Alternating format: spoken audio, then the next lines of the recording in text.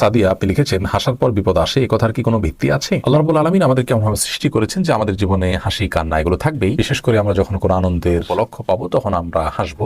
নবী করিম সাল্লাল্লাহু আলাইহি ওয়াসাল্লাম মুস্কি হেসেছেন, অতএব মুস্কি হাসাটা সুন্নাহ, কিন্তু অতিরিক্ত হাসাহাসি করাটা নিন্দনীয়। আমাদের সমাজে অনেক লোক দেখবেন যে তারা কথায় কথায় হাসে, মানুষকে হাসায় এবং হাসাহাসির মধ্যেই তারা কাটায়। বিশেষ করে যুবকদের মধ্যে প্রবণতা ইদানিং অনেক বেশি দেখা যায় যে তারা সারাক্ষণ শুধু হাসাহাসি, হেয়ালিপনা, তামাশা এগুলোর মধ্যে কাটায়। একজন মানুষ যখন আল্লাহ এবং আখিরাতের প্রতি ঈমান থাকবে, তার জীবনে সবকিছুতে তিনি সিরিয়াস থাকবেন। হাসির সময় এবং সুযোগ যখন আসবে, উপলক্ষ তৈরি হবে, তখন তিনি হাসবেন। কিন্তু কথায় কথায় বা যেখানে সেখানে সারাক্ষণ শুধু হাসাহাসি করা, এটি একজন ঈমানদার বা আখিরাতে বিশ্বাসী মানুষের জন্য শোভনীয় নয়, যার সামনে জান্নাত বা জাহান্নাম দুটি যে কোনো একটি অপশনে তাকে অবশ্যই যেতে হবে, সেই বিষয়টি রয়েছে। রাসূল আকরাম সাল্লাল্লাহু আলাইহি ওয়াসাল্লাম বলেছেন, তোমরা অতিরিক্ত হাসাহাসি করা থেকে বেঁচে থাকবে, কারণ ফাইন্নাহু ইউমিতুল কলব, কারণ অতিরিক্ত হাসাহাসি করলে মানুষের অন্তরকে এই হাসি, অতিরিক্ত হাসি মেরে ফেলে। এজন্য অতিরিক্ত হাসাহাসি করা উচিত নয়।